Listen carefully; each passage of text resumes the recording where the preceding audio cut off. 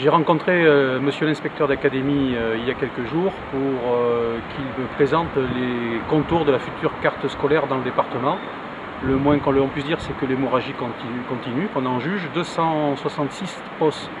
dans l'éducation nationale supprimés à la rentrée 2012, 141 pour le premier degré, 100 pour le deuxième degré, c'est-à-dire les collèges et les lycées, et 25 postes administratifs. Pour le Cantal, le deuxième degré va être fortement touché, avec le lycée professionnel, la presse en parle abondamment en ce moment, avec l'EUREA où 4 postes vont être supprimés. Sur le premier degré, 11 postes vont être supprimés, mais comme le gouvernement, dans une période électorale, a souhaité qu'il n'y ait pas de remous, il n'y aura pas de fermeture de classe, ou s'il y a des fermetures de classe, elles seront compensées par des ouvertures, c'est-à-dire que les 11 suppressions se feront pour des enseignants qui ne sont pas devant élèves. Et on touche à l'enseignement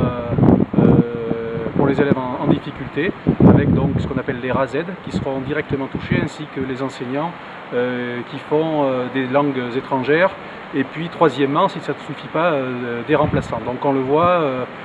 l'hémorragie continue, il va y avoir beaucoup de protestations légitimes de la communauté éducative, des enseignants, des élèves, des parents, et puis protestations peut-être un peu plus douteuses de ceux qui votent le budget de l'éducation nationale à Paris en ayant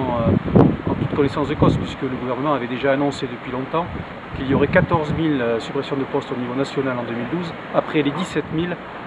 enregistrés en 2011. Donc il y a un vote positif à Paris et des protestations dans la rue, dans le Cantal. Tout ceci est un double langage dont malheureusement nous avons l'habitude. En tout cas, je soutiens pour ma part toutes les initiatives qui pourraient réguler un peu ces décisions inacceptables en vue des décisions qui doivent être prises le 9 février 2012 en apportant tout mon soutien aux enseignants qui luttent pour que l'offre de formation soit garantie dans le Cantal, parce que l'éducation, ça devrait être une priorité de l'État pour garantir l'avenir du pays et l'avenir des jeunes générations.